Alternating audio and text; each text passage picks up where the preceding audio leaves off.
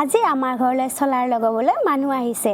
তেওঁলোক আহোঁতে সকলো সামগ্ৰী নিজে লৈ আহিছে। চলাৰ পেনেল, ষ্টেণ্ড, ইনভাৰ্টাৰ, তাৰ, পাইপ, মিটাৰ যি লাগে সকলো তেওঁলোকৰ লগতে আছিল। আমি বেলেগকৈ একো বস্তু কিনিব লগা নহ'ল। চলাৰ চিষ্টেমটো মূলতঃ সূৰ্যৰ পোহৰক বিদ্যুতলৈ পৰিৱৰ্তন কৰে। দিনত পেনেলবোৰে সূৰ্যৰ ৰশ্মিৰ পৰা শক্তি সংগ্ৰহ কৰে, তাৰ পিছত ইনভাৰ্টাৰৰ সহায়ত সেই শক্তিখিনি ঘৰত ব্যৱহাৰ কৰিব পৰা বিদ্যুতলৈ সলনি হয়।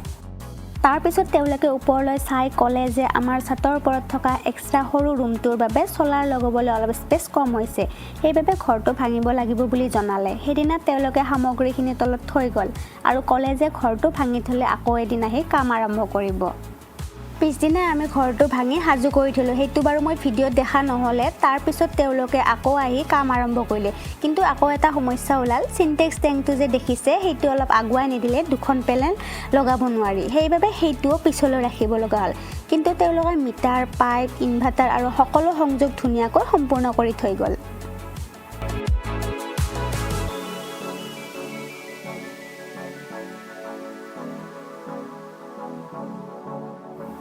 পিছদিনা আহি তেওঁলোকে চিনটেক্স টেংকটো অলপ আগুৱাই দিলে আৰু তাৰপিছত বাকী থকা পেনেল দুখনো সম্পূৰ্ণ লগাই দিলে। পেনেলৰ তলৰ ষ্টেণ্ডবোৰো চিমেণ্টেৰে মজবুতকৈ ফিট কৰি দিলে।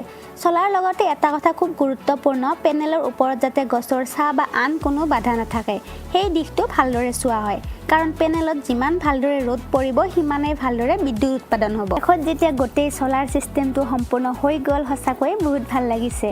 এতিয়া গোটেই চিষ্টেমটো ধুনীয়াকৈ সাজু। আৰু এটা কথা, চলাৰ লগাবলৈ আমি বেলেগকৈ একো বস্তু কিনিব লগা নহ'ল। যি সামগ্ৰীৰ প্ৰয়োজন সকলো তেওঁলোকেই লৈ আহিছিল।